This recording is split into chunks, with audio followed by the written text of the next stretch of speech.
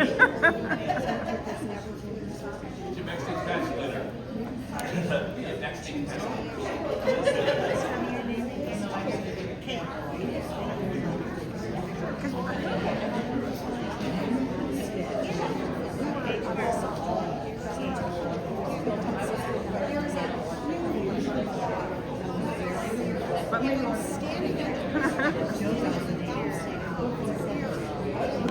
wow.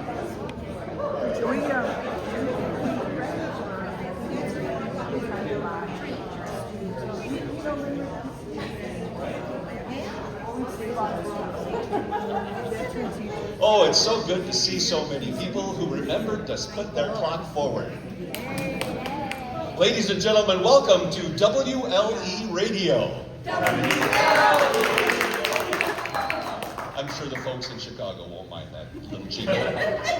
I'm Don Gingold, and we are the Golden Willow Players. We will be, for the next hour, doing our best to recreate two of the most famous old-time radio programs, Fibber, McGee, and Molly, and The Shadow. As if you were here live in the studio audience back in the 30s and 40s. So the first one, Fibber, McGee, and Molly. It was a very popular radio program performed by husband and wife team Jim and Marion Jordan for nearly 25 years, between 1935 and it ran until 1959. The episode that we picked, there was many over that span, but the one we picked for you was on purpose. The title of the show is The Women Are Taking Over.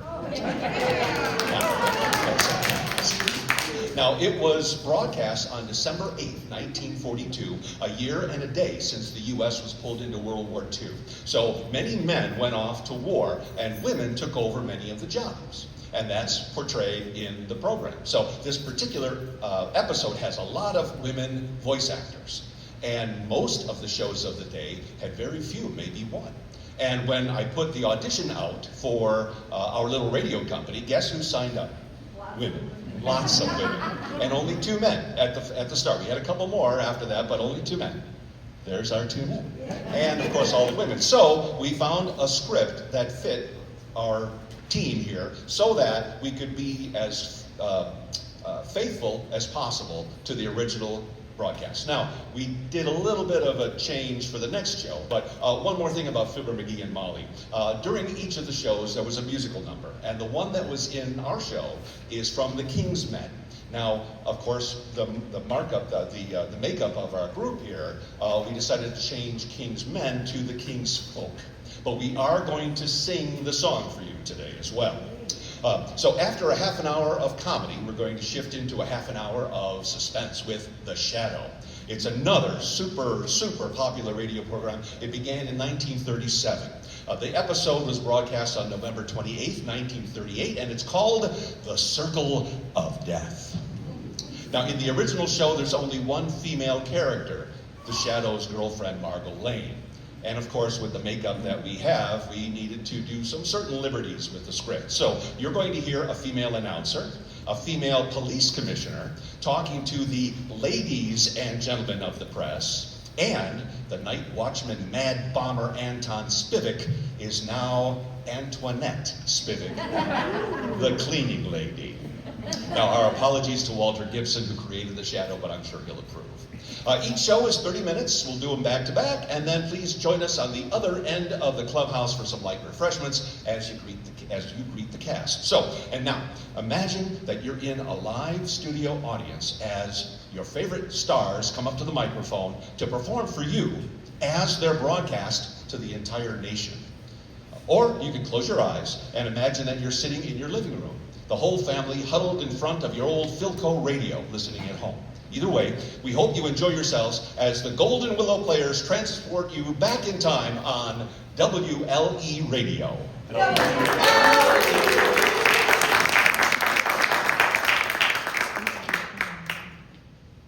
Johnson Wax program with Fibber, McGee, and Molly.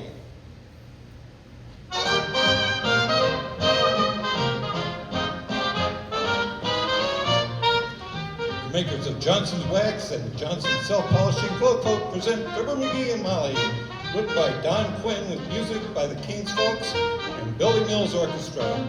The show opens with New Sun in the Sky.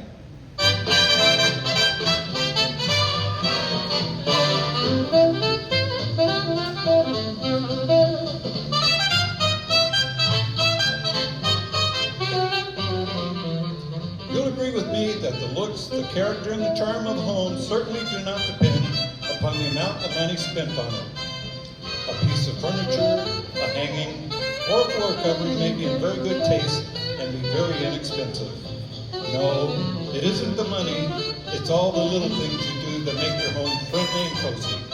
The use of wax is one of these things, because certainly where floors and furniture and woodwork are regularly waxed, they give beauty and charm to the entire home. And wax also is inexpensive. A small bottle or can of Johnson's paste, liquid or cream wax goes a long way. Pays for itself many times over, and our supportive faith and protection and shield and care on top of wax with wood, leather, and metal fittings.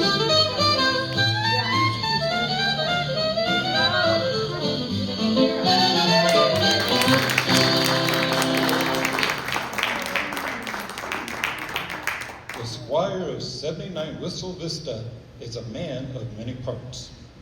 So is a vacuum cleaner. The party of the first part is just now finding out about the party of the second part, having so many parts, as we join Fibber, McGee, and Molly. All the doggone complicated gadgets I don't know why it takes so much machinery to create a vacuum.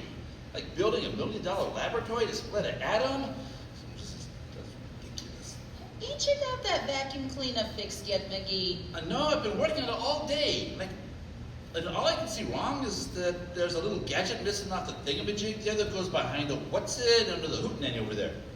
Yeah, I know. I told you that before you started. You did? Certainly, but you wouldn't listen. You just kept saying, what do women know about mechanics? And you Well- brushed me off.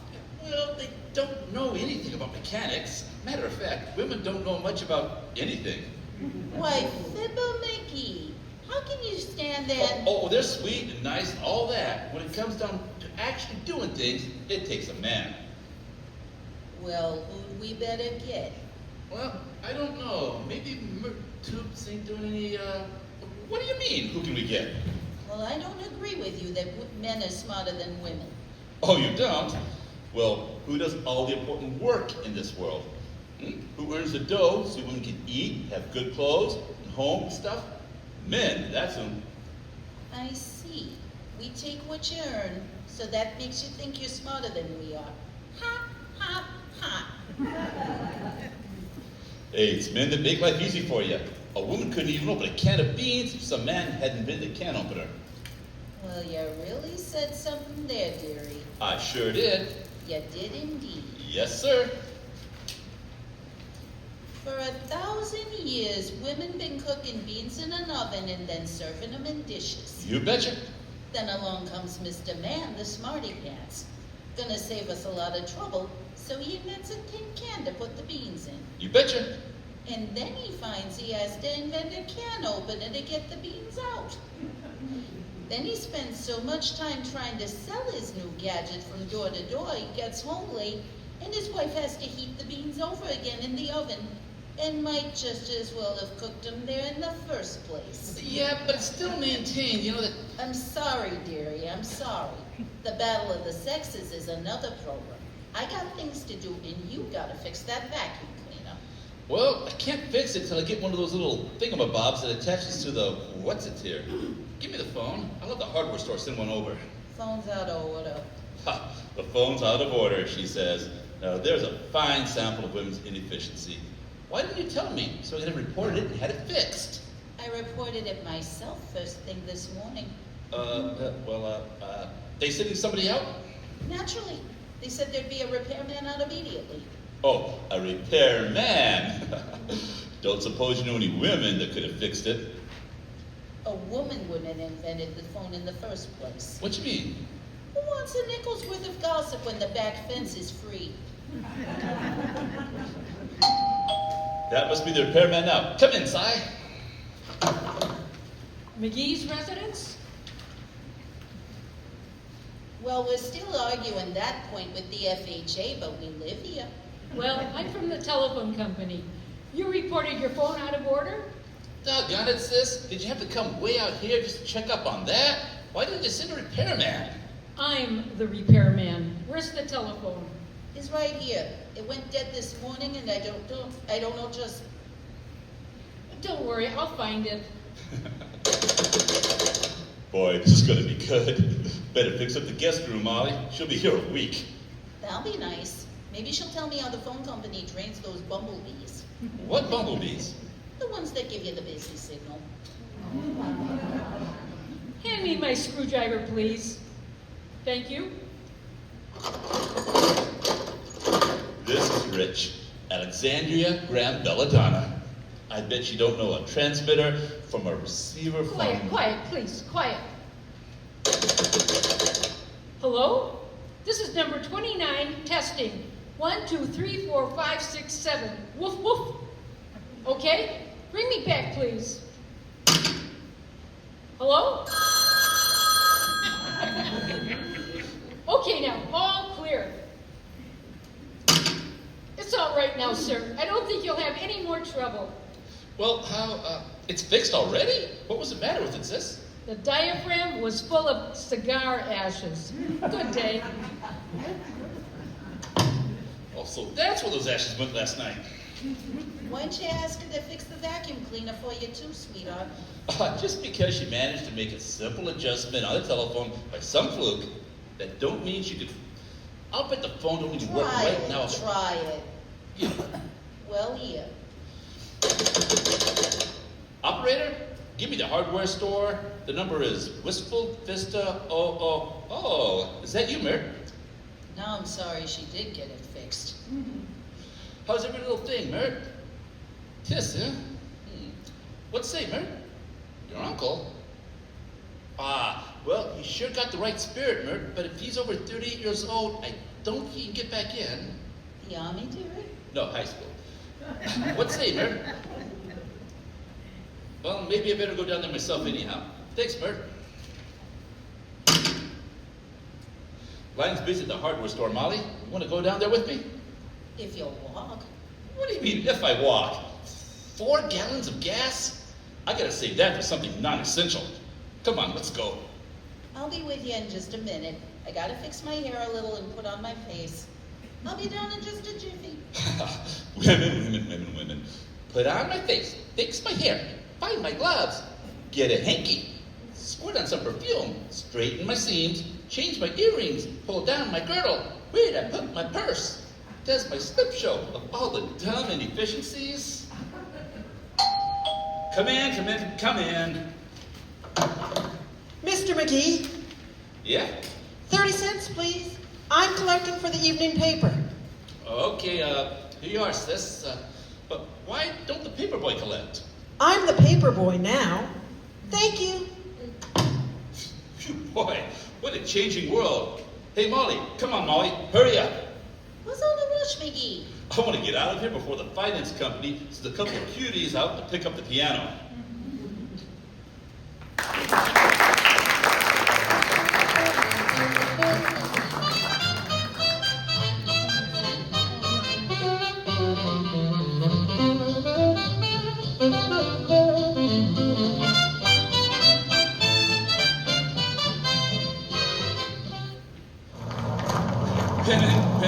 Women telephone repairmen, women wrestlers, women mechanics, paper boys. Now, stop your complaining, McGee. I imagine a woman delivering the evening paper would be very conscientious. See, that's just it. I'm so used to looking all through the shrubbery.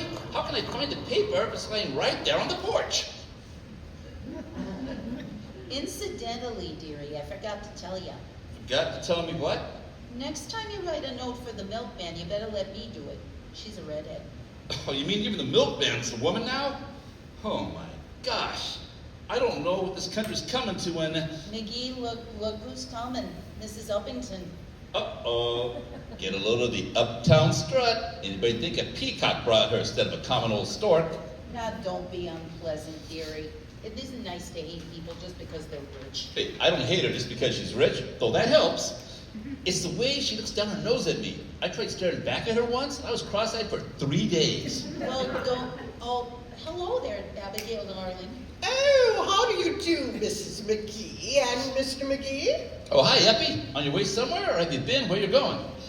This is strictly business, Mr. McGee. I'm a working girl now, you know. You may be working, but you're no girl. You working, Abigail? Heavenly days, who on earth? I mean, what could you... That is, well, where are you working? Oh, that is quite confidential. But, my dear, it is so thrilling to feel oneself a part of the humming business life of the city, to feel that one, in one small way, is doing one's best to help one's fellow man. Hey, I'll give you a thin for those 5 ones, Eppie. I beg your pardon, Mr. McGee. He's just trying to be smart, Abigail. Oh, really? Well, I'm sorry. I always seem to be present when the attempt fails.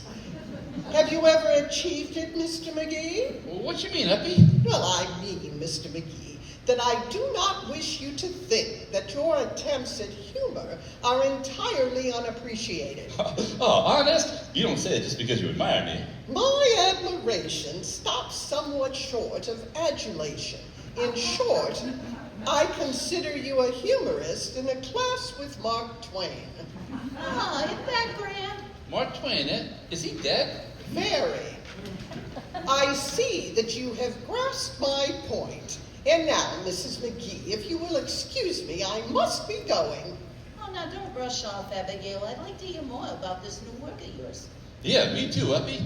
Gee, it must give you a lot of satisfaction to hold on a real man's job. Oh, indeed it does, Mr. McGee. You must try it sometime.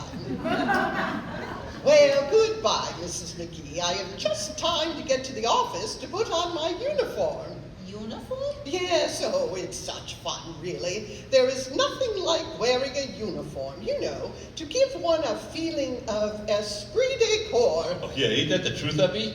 I read one from a costume company once, and I had that feeling for weeks. I itched all over.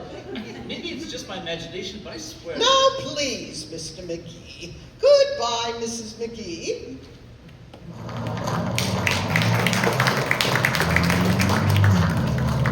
Did I say something wrong? I don't know, McGee, but I wish you two would stop snarling at each other. Well, I always feel like I spent the day climbing in and out of a ring with a towel and a pail of water. she's too doggone high-hat. She burns me up. She always acts like she just stepped off the Plymouth Rock and I was something that crawled out from under it.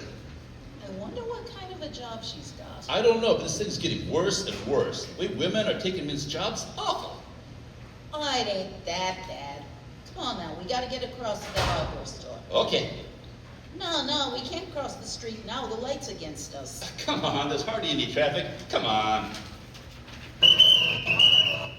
Watch your step there. I'll be running this in for jaywalking. Go on back to the curb now, both of yous. Heavenly days, a policewoman. This is too much. I'm going home and learn how to crochet. No, this is war, McGee. Somebody's gotta take the men's places. Come on, we got the light now. Women, cops, paper boys, women. Well, hello, folks. Doing your Christmas shopping? Oh, hello, Mr. Wilcox. No, we're just down to buy a pot for our vacuum. Hey, Harlow, you still working for Johnson's Wax? Certainly. Why? You mean no woman has taken your place yet? What are you talking about, chum? Well, he's frightened, Mr. Wilcox. You ain't kidding, I really am. The women are moving in on us, Harlow. I'm scared. Don't be like that. I'm telling you, the first time I see a bunch of girls standing on the corner watching men get on the streetcar, I'm off for the tall He's had a bad day, Mr. Wilcox. And then, You know, we got a lady milkman and a lady paperboy, and the telephone repairman was a woman, and we just got bawled out by a female cop. Well, personally, Fibber, I think it's a great thing. traitor. Not at all. Why, we wouldn't be in business if it weren't for women being so smart. How's that, Mr. Wilcox? Well, if women hadn't demanded an easier, simpler way to protect their kitchen linoleum, Johnson's self-polishing glove coat would never have been developed. That's all very well, but suppose some... Why, it's the women who realize that a protective wax polish like Johnson's glove coat was really a very important health measure too. But I don't quite see what that is. Because it seals surfaces against dust and dirt and dampness and makes a kitchen where food is prepared a great deal more sanitary place. What's that got to do with... Why, when you stop to think that Johnson's self-polishing glow coat dries to a beautiful mirror-like finish, in 20 minutes or less you... What's the matter? Oh, nothing, but Fibber usually interrupts me at that point. Hey, not anymore, I don't, Junior. You go right on. Give it everything. Take as long as you like. I want you to keep your job. Why, McGee? You think I'm going to be left in this town with nobody but women? You're too old for the army, aren't you, Wilcox? Well, yes, but what's that? Good, good. We got to see more of each other, pal. Drop around the house oftener. Let's go bowling together. Hunting. Oh, gee whiz, we could be a regular Damon and Runyon. Well, this is all very touching, McGee. It's a beautiful friendship, but we got to get that vacuum cleaner fixed.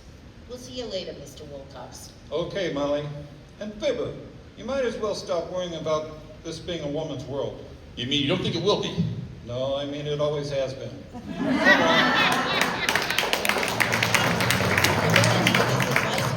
haven't done any job a woman can get anyway. Well, I know. Uh-oh. Now what? I'm fresh out of cigars. Excuse me while I dump in this tobacco shop and get a handful. All right. Yes, sir. Oh my God, another woman. You got any of my brand of cigars, sis? El Ropo di Cabaggio in the 2 for nickel size? Certainly, sir. Here you are, though we do have a milder brand in pure Havana with a long filler. Oh. Now, those you are smoking are a combination of Virginia's short fiber combined with a Turkish leaf, which has been crossed with a Louisiana perique.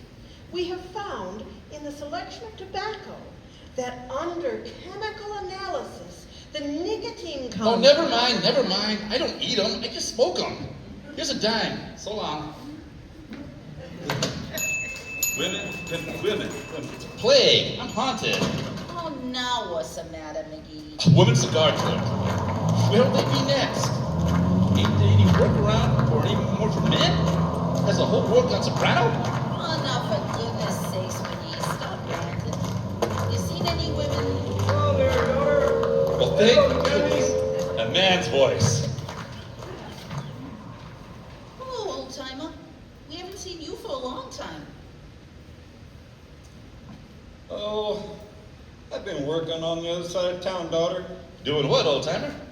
Filling station, but the boss fired me. Ah, what do you do that for? Wasn't a he, was a she. Got mad because I tried to kiss her. Says it was a filling station, not a pet shop. Says if I wanted to be a wolf, I better get me some new teeth. Says I didn't have the technique for a Casanova nor the legs for a Romeo. Says if I wanted to make a pass so bad, why didn't I go out for football? Says she loves children, but I was in my second childhood and she only loved them the first time around. That got me, kids. I quit. I thought you said she fired you. Well, anyway, I got my walking papers. Yeah, so is McGee, but in his case, they call it an A-book. That's pretty good, daughter. But that ain't the way I heard it. The way I heard it, one fella said to this fella, "Say," he says, "say, where you kids going?" We're going down to the hardware store on the next block. Why? I just wondered. But the way I heard it, one fella says to the other fella, "Say," he says, "what's wrong with that old Mussolini?" "Oh," says the other fella, "didn't you know? He ain't got any aces, and the deuces are wild."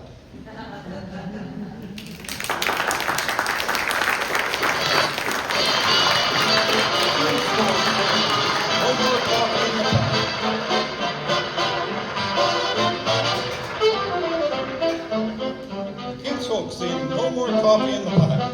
It's an open letter to the boys in the air on life unfold. While you're scrapping over there, getting strapped back home. No more coffee in the pot, no more sugar in the drawer. But gosh, oh gee, what a carry if it's gonna help in the war. No more bacon on the pig, no more butter in the store. gonna help win the war. Don't need cuffs on trouser legs and suits now are dead. We'll jump them bumpers on our cars, we can rub 3 axle sets. No more Ethel in the tank, no more tires anymore. But we won't squawk, we'll get out and walk if it's gonna help win the war.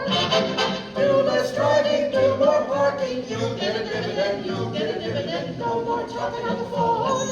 From Fort Worth to Baltimore, we'll get along fine with the old grapevine if it's gonna help win the war. No more spending our dough. We've got a lot to save for bombs and stamps to lick the tramps who began this doggone war. We're cleaning, painting, hanging paper, waxing all we can to clean and plaster, shingle groomer, the paper hanging man. No more filling on the cow, skirts are shorter than before. So we'll need a little less and see a little more if we all pitch in and help to win this blank, blank, blank, blank war.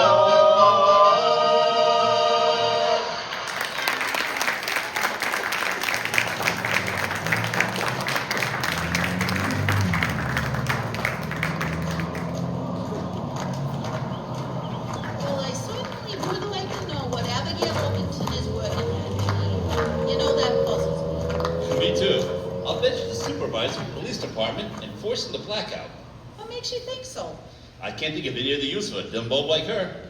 Listen now, I like her. Well, Though I would like to know why she's keeping this job of hers such a secret. well, whatever it is, I'll bet she... Here, McGee, here's the hardware store. Oh, Now, do you remember what you need for the vacuum cleaner? sure I do. Come on. Good day. What can I do for you? Look, sis, can I see a manager? Certainly. I'm the manager. Oh, well, we hardly expected to see a woman managing a hardware store. Oh, maybe you didn't, Molly, but I'm getting so I'm expecting to find her to manage anything. I'll bet I can look out the back window tomorrow morning and find our garbage man powdering her nose. What can I do for you, please? Well, I don't suppose you'd know anything about it, dearie, but our vacuum cleaner is broken and we need a little, you tell her, dearie. Okay, look, sis, a vacuum cleaner is a pretty complicated mechanism. So I'll try to explain what I want in words of 1 syllable or less. What kind of a vacuum cleaner is it, please? A rover. I see. Then you undoubtedly need the little flange that fits over the gear housing to keep the brush unit from meshing with the speed governor. That would be 237J129 in the new catalog. And I think I have one right here. Is this what you wanted? Well, is it, McGee? McGee, close your mouth and stop popping your eyes and tell me. Yes, that's the very thing. How did you know, sis? That's usually what's wanted to repair the rover machine. Oh, That's because there was too much vibration in the gear housing for the tensile strength of the material. Ah. It causes what we call metal fatigue, which results in undue wear. Now, in the earlier models, the disc, which is superimposed on the power shaft directly under the McGee, intermediate. stop shaking. I think my husband is a bit ill, dearie.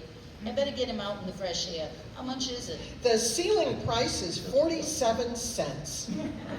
Though in the catalog from 1934 to 1941, it was listed as... Never mind. Here's $50. Thank you very much. Come on, McGee. get tinsel here. Brace up. It's all over. It's really cool. Was I hearing things, Molly? Is that a woman? How did you know all that about vacuum cleaners? It was, and she did it. Now maybe you believe that women are useful at times. Come on, let's go home. Boy, what a day this has been. Women everywhere. I'm telling you, it scares me. What scares you, Mr. McGee? Mr. Wimple, I didn't see you. Hi, Wimbo man. I was just saying, all these women taking men's place in business, I feel kind of lost. Us guys are going to have a tough time getting back into circulation again. Oh, I wouldn't worry about it, Mr. McGee. Huh? I often tell Sweetie Face a woman's place is in the home. You tell her that? Yes. Then she gets up and starts after me. I tell her whatever she is, it's home to me. Hey, what's the matter with your lips, man? You fall down or something? Oh, no, Mr. McGee. They're just a little bruised. Oh? Cigarettes, you know. How could you smash your lips all up with a cigarette? Yeah. Well, you know, Sweetie Face is so afraid of fire in her feminine way that every time she sees a lighted cigarette, she stamps it out with her foot. I guess I didn't spit it out quick enough. Why, you poor man. And what you been doing downtown today? I went to the Blanton department store, Mrs. McGee, to tell Santa Claus what I wanted for Christmas. Hey, did you sit on his lap, what? Oh, no, Mr. McGee, that's ridiculous. Santa Claus hasn't got any lap. Well, what'd you ask him for, Mr. Wimple? A pair of stilts. Stills. Isn't that a little childish, Mr. Wimple? Not in this case, Mrs. McGee. I read someplace that you can tame a wild beast if you look her straight in the eye. Sweetie Face is so much taller than me. How's everything in the poetry department went? Oh, I keep on right with it, Mr. McGee. I just finished a Christmas poem. Well, let's hear it, Mr. Wimple. Come on now. All righty. I called it The Morning After the Night Before Christmas. And it goes, Hey, that's the best one you've written yet. I was just clearing my throat, Mr. McGee. A natural mistake. Go on, Mr. Wimple. All righty. From the Arctic Circle down to the Isthmus, we're waiting eagerly for Christmas, with joyous hearts and sparkling eyes, for Santa's annual surprise. And I always win in the Yuletide race, 'cause I steal some hose from Sweetie Face. An idea I think is very clever, as hers hold more than mine would ever. With a gay little carol and razzmatazz, oh, what a sock that woman has. Excuse me, folks. Here comes my streetcar. Goodbye. What a poem. Didn't you like it, McGee? I've read better ones on Burma-shaped signs with the last two posts missing. Come on, let's go home. I'm wore out. Well, you've had a hard day, dearie. You know, it's been a great emotional strain on you finding women so efficient in everything. Well, gee whiz, they don't have to take on everything, do they? I mean, they can leave few jobs open for men, and after all, what could that... Oh, McGee, give me some change. I want to drop it in the box for that Santa Claus on the corner. Okay, here you are. I'd better stand back so the cigar won't set his beard on fire. Yeah. Here you are, Santa Claus. Here's a little present for you. Oh, thank you very much, Mrs. McGee. Abigail? Uppy? Jingle bells, jingle all the way.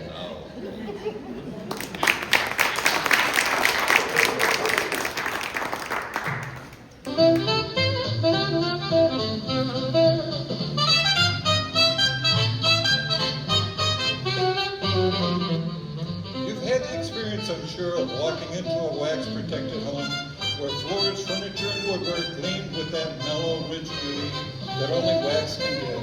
I wonder if you realized that there was something awfully important in that home besides beauty. I mean its cleanliness, and what that means is healthy living. When you wax your floors, woodwork, and baseboards with Johnson's wax, you not only protect those surfaces against wear, but you actually prevent dirt from collecting there. You seal the surfaces against moisture penetration, too. And germs don't like clean, dry places. Yes, a waxed house is a clean house, and a clean house is a sanitary, helpful one. Let Johnson's wax, paste, liquid, or cream help you, especially in these times, to keep your home immaculate as well as beautiful.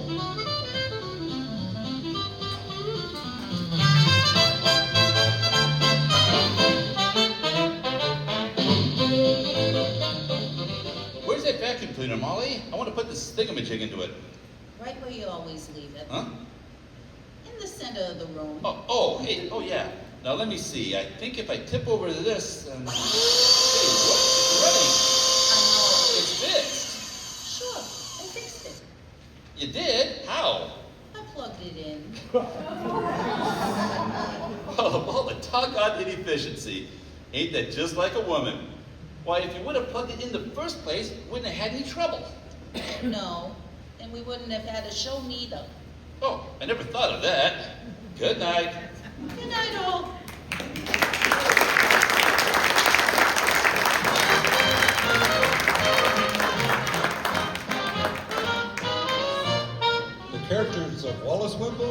one-timer heard on this program were played by Bill Thompson. This is Harlow Wilcox speaking for the makers of Johnson's Wax Finishes for Home and Industry, inviting you to be with us again next Tuesday night.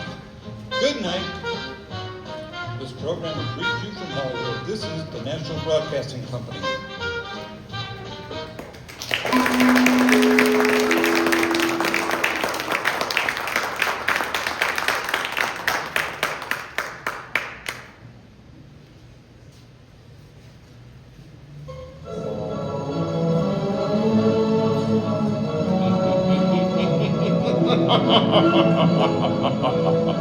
Who knows what evil lurks in the hearts of men? The shadow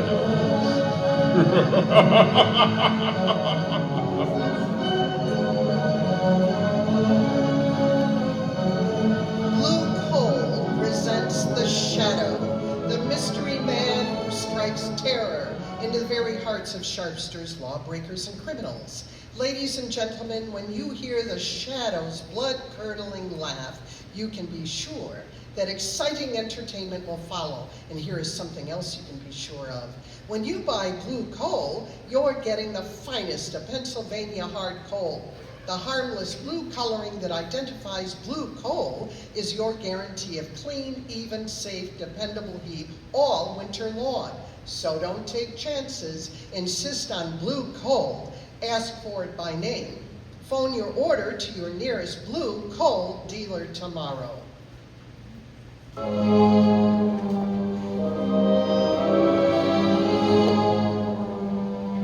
Today, the circle of death.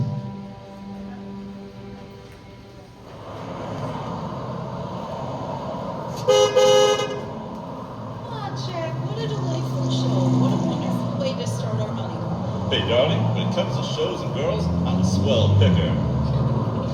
But watch me pick a nightclub. Oh, taxi! Hey, taxi! Darling, I think you're wonderful. I've never had such a marvelous time in my life. Hey, hop in, honey.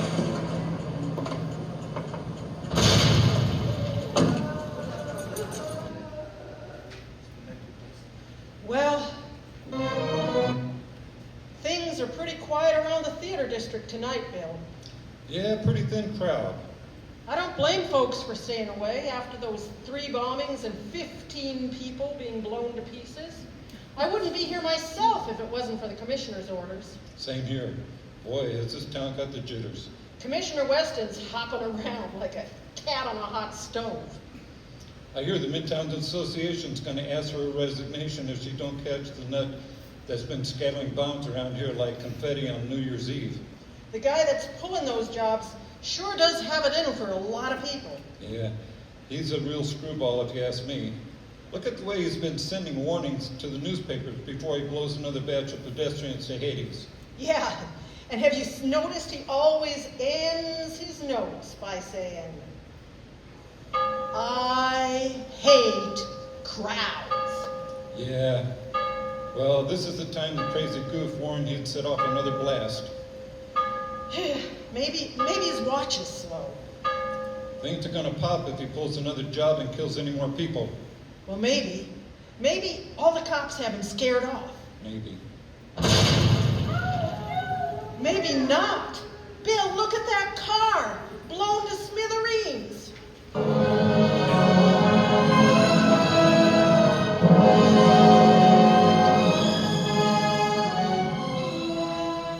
Mad killer strikes again. 5 more dead. Get your paper here. Paper. Read all about the mad maniac's murder now. It's horrible, Lamont.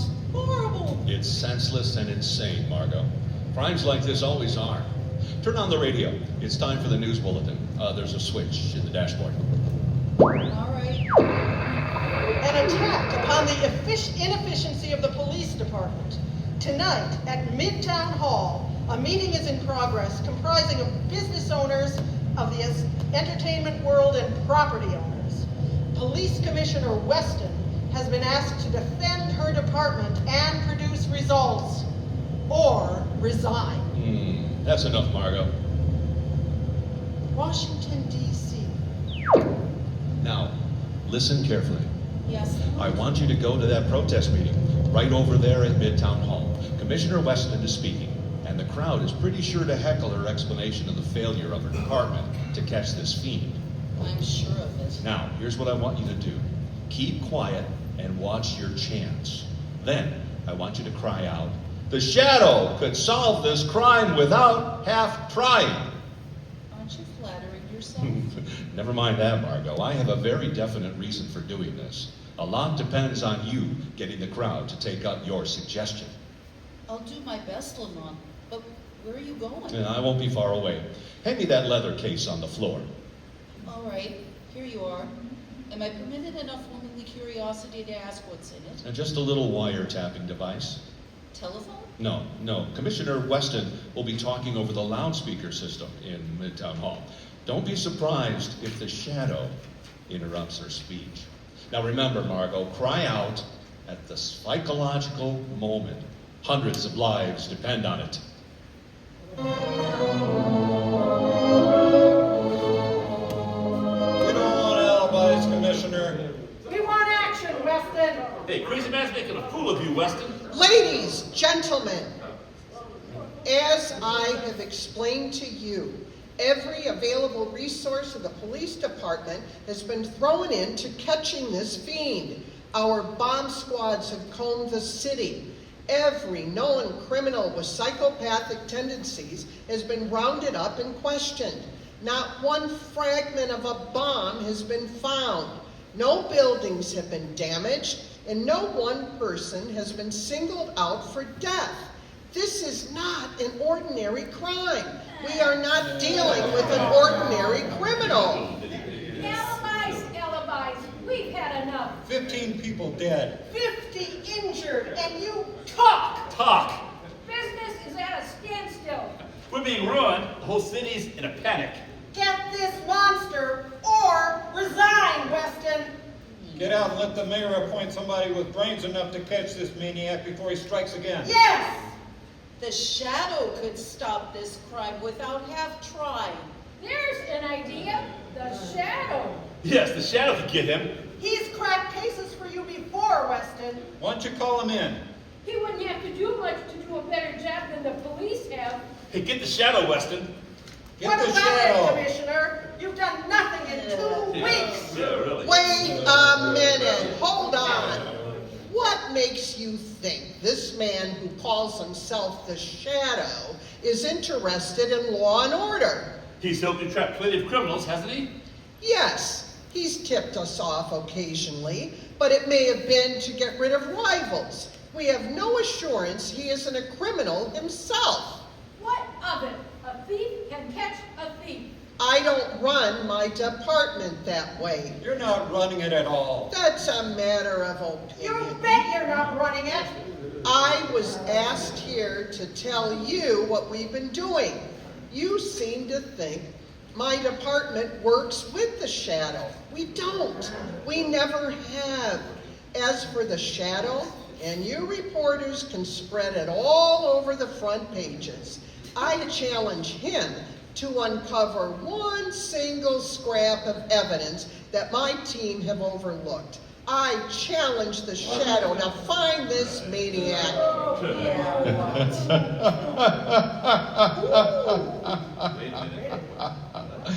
I am the Shadow. I accept that challenge, Commissioner Weston. I am working on the case. Ladies and gentlemen of the press, it will not be necessary for you to print the Commissioner's challenge, but you can print this message. To the arch-fiend behind this reign of terror, print this. The Shadow will trap the mass killer if he dares walk through the Central Arcade during the rush hour between 5 and 6 tomorrow night. Remember, the Central Arcade between 5 and 6 tomorrow night. I dare him to come, to walk through the Central Arcade.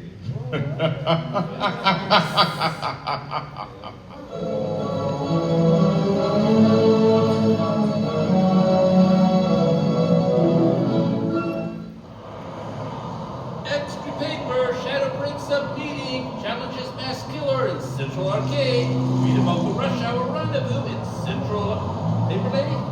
Say, boy, you, here, give me a paper. That's 2 cents, lady. Here's your 2 cents. Thanks. Here's a paper. No, not that one on top. People, crowds have seen it. Well, so what? They're all the same. No, give me that one underneath. Okay, the customer's always right. Mass murder, challenged by the shadow. Get your paper here.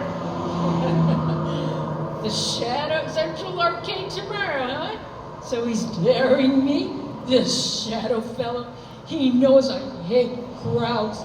Crowds and people pushing, getting in my way. Voices talking and shoving. I hate them. But I'll show them. I'll show this shadow fella too. He'd never suspect who I am, what I am. I'll fool all of them. I'll accept this challenge. I'll be there at the Central Arcade. And this shadow fellow will know I was there. The whole world will know after I've gone.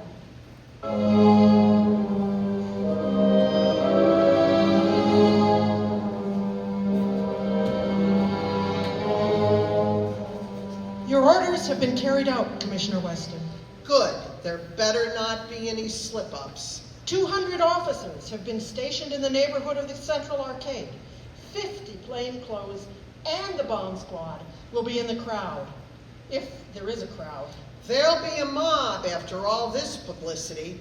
If I could get my hands on the shadow, I'd wring his neck for this. What time is it? A little after 4, ma'am. You better get down there pretty soon. Yes, ma'am. Shall I take that call, ma'am? No, I've been waiting for this. And if it's who I think it is... Hello?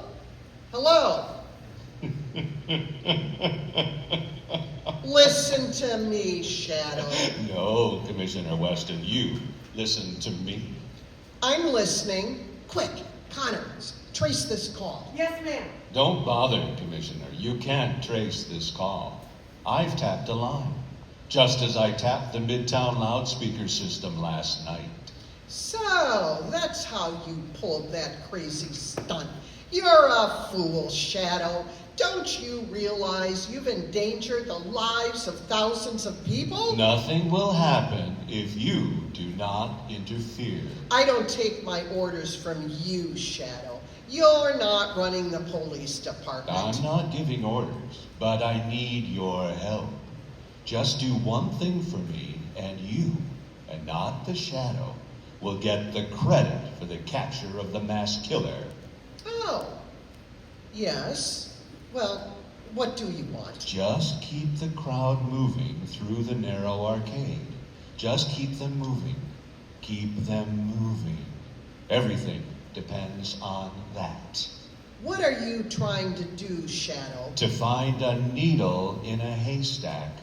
1 in a million. You haven't a chance. The maniac won't come. You overlook the fact that a dare is a powerful psychological magnet that no egotistical, crazed mind can resist. Just keep that crowd moving, Commissioner. Keep them moving.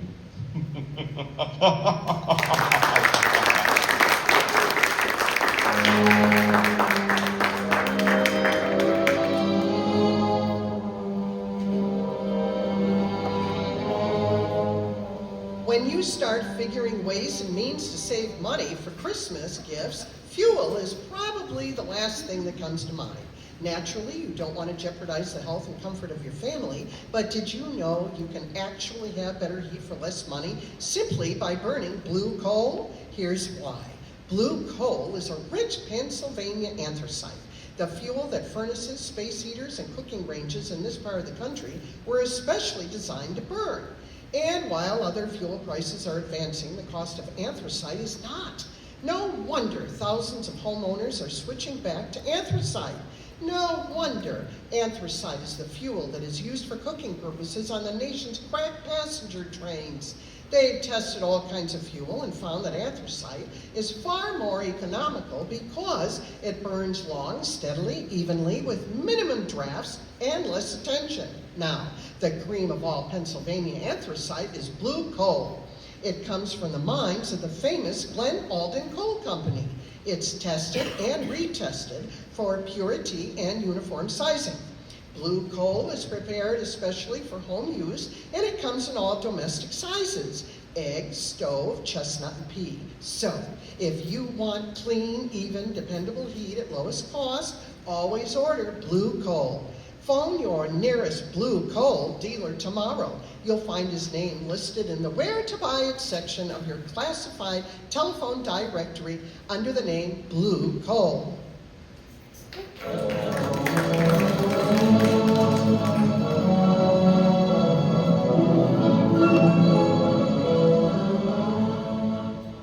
All right, quit blocking the arcade.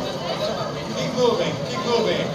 Well, time's almost up, Commissioner Weston. Yes, 2 minutes to 6.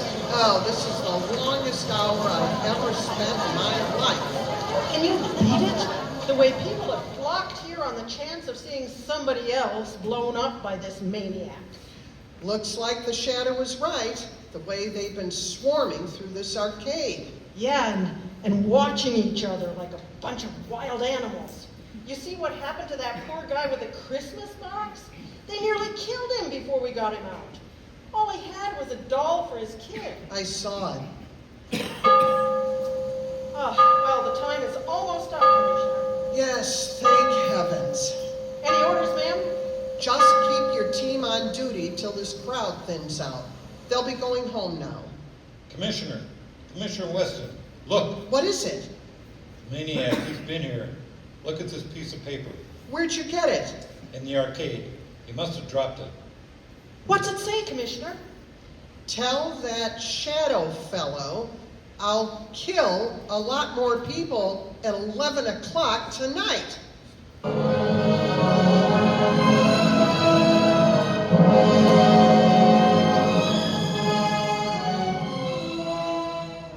Lamont, I was afraid something had happened to you. Something has. I found the maniac.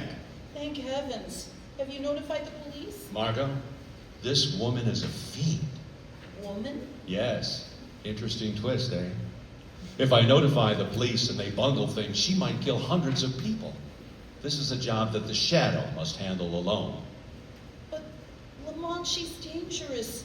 You might fail. She might kill you. The shadow won't fail, Margot. But if she should, it's far better that one die than hundreds. Oh, Lamont, please. There must be a safer way. Perhaps, Margot. But this is the only sure way to end the career of this mass killer. Goodbye, my dear. Lamont. Oh, Lamont.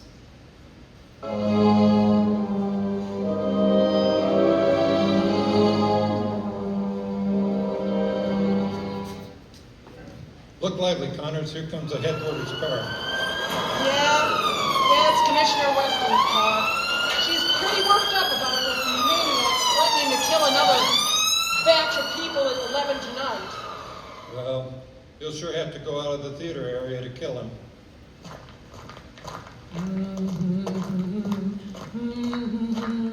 They won't let anybody in the district here without a police permit. Wait a minute.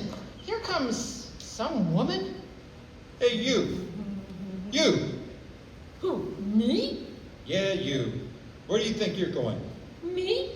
I'm going to work. That's where I'm going. You got a permit? Got a badge, see? Says I'm a cleaning woman. I gotta go to work. What do you clean? And where do you work? I clean things in the ground, down there, Down where? down under the street, down under the planks. Oh, I get it. Bill, she's a cleaning woman down in the new subway that they're building. Oh, Yes, that's it. I go down them steps every night. I go down them steps and clean. well, why didn't you say so? Get on with you. Get to your cleaning. Thank you. Joey Janetti is waiting for me so she can go home. Every night at 10:30, I take from her the job of cleaning. Now, that's a job I wouldn't want any part of. I'll stay on the street, not under it. Oh, Joey Janetti? Joey, you can go home now. I'm here to clean. Hey, what's the matter? You're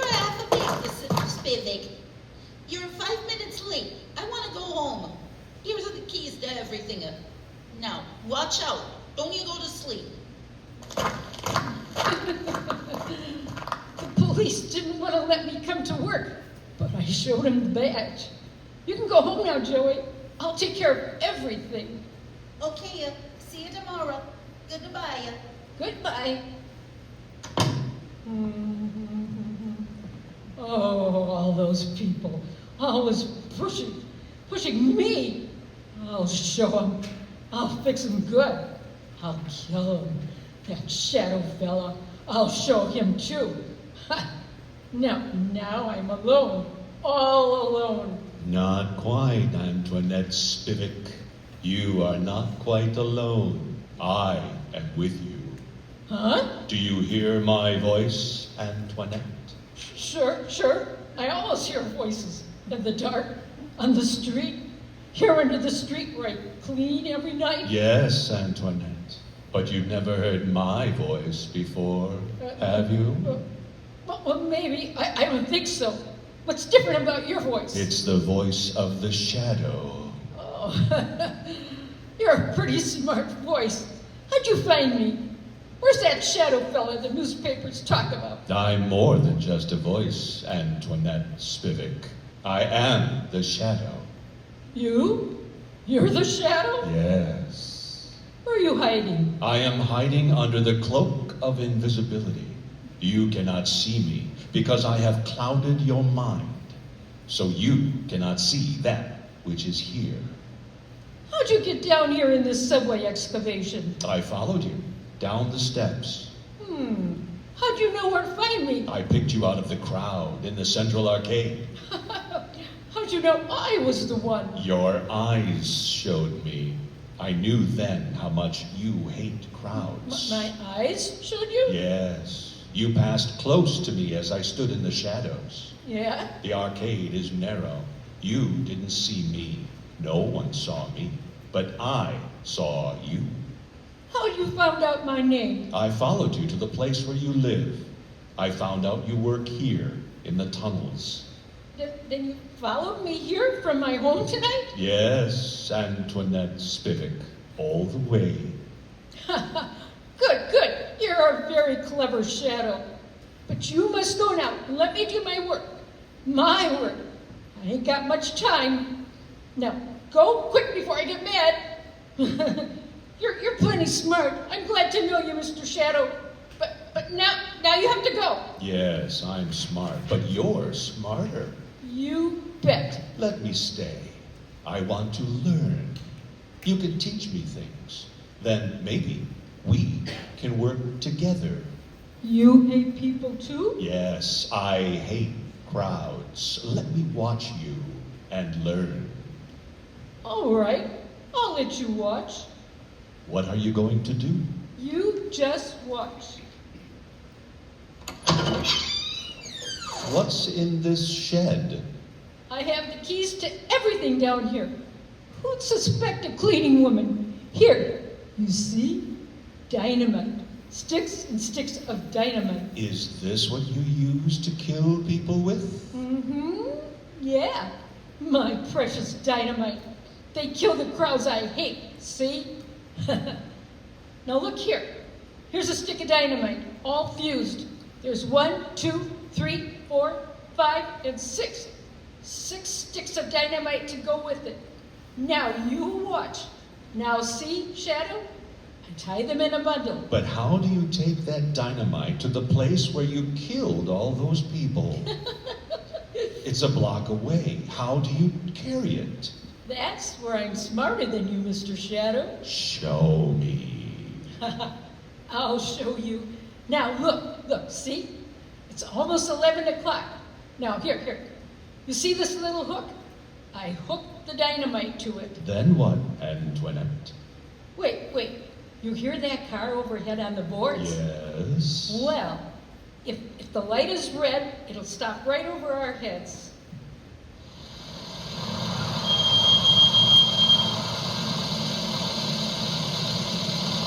Now listen. There, you see? The light is red. Now see this board? Are you watching? Yes, I'm still here, although you cannot see me. See? I put a hinge on this board. My father was a carpenter. He taught me these things. I lift the board and I hook the dynamite on the bottom of the car. I strike a match. And I light the fuse. And when the light changes, the car takes the dynamite with it. And when the dynamite explodes a block away, I'm still here. When the... No! You put off the fuse! You tricked me! And here is the dynamite. No! You took it off the car! It's gone! Without the dynamite! And I promised I'd kill a lot of people tonight. Now I have to wait! Tomorrow the crowds will be still pushing me, scaring me. You tricked me. That's what you did. You tricked me. Where are you, Shadow? Shadow? Come here, Shadow. Nice Shadow. Nice Shadow. I'm here, Antoinette Spivak. Yes, I hear you. Nice Shadow. Come close to me. Put down that dynamite, Antoinette. No, Shadow. I'll light another match. If you touch that match to the fuse, you'll die too. But I'll kill you, and I don't care. You wouldn't let me kill people, and I don't want to live. I want to die. I want you to die too, Shadow. Wait, Antoinette. No, you blew out my match. Yes, I have a plan. Those thousands of people waiting up the street. Yes. You can kill all those people. Wouldn't that be better than just killing the two of us? How? Tell me how. Take your dynamite and come with me up the steps, up to the street. Oh, no. There's policemen out there. I saw them. But they won't see you any more than you can see me. No. They won't see me. Hypnotize them. Huh? Hypnotize them. Look straight at them. Stare at them. And then they won't be able to see you. No. I'm afraid. Think of all those people waiting to be killed. Come, just a few more steps. I am with you. You'll be safe. Well, I'll try. All those people waiting to be killed. I'll try. But don't you leave me, Shadow, or I'll light the fuse. I'm here, Antoinette Spivak. Look, there are the two police officers. Just stare at them hard. As you pass, they won't see you.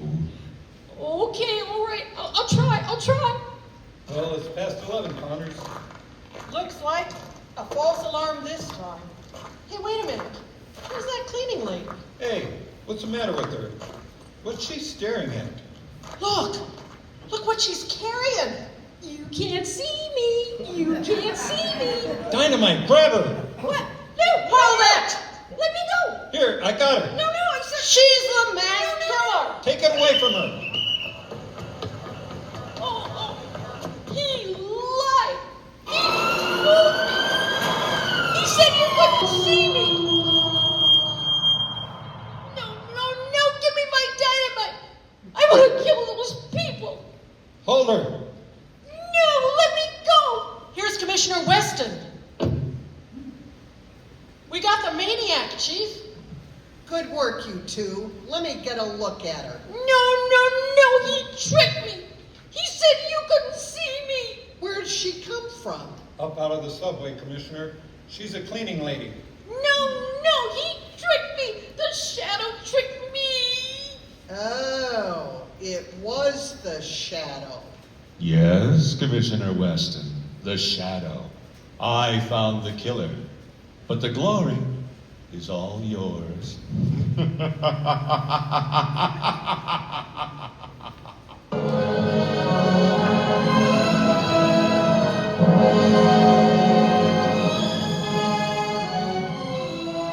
The story you have just heard is copyrighted by the Shadow magazine. The characters in this story are entirely fictitious. Any similarity to persons living or dead is purely coincidental.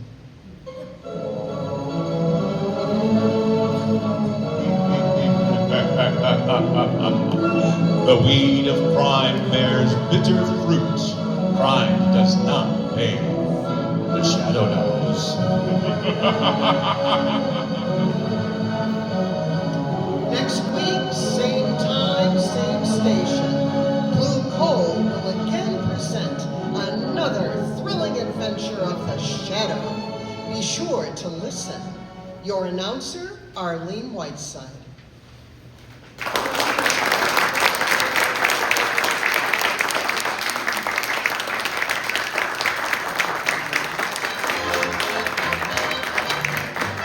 Well, ladies and gentlemen, you've just witnessed the premiere of WLE Radio. Now, meet your friends and neighbors, fellow Willow Lake residents who recreated these shows. Our master of song and sound effects, Gloria Yeager. Playing Fibber McGee, our first bomb victim, and newspaper vendor, John Larson. Molly McGee, another bomb victim, and Margot Lane, Nicole Larson.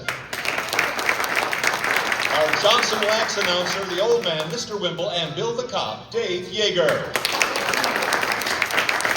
The telephone repairwoman, policewoman, and mad bomber, Betty Burr.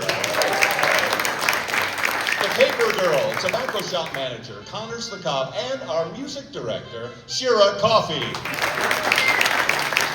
Playing Abigail Ovington, hardware store manager, announcer, and Commissioner Weston, Mary Kirkman. And I'm your host, director, producer, and the voice of the shadow, Don Gingle.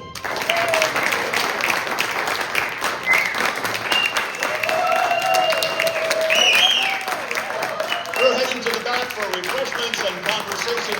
Join us, won't you?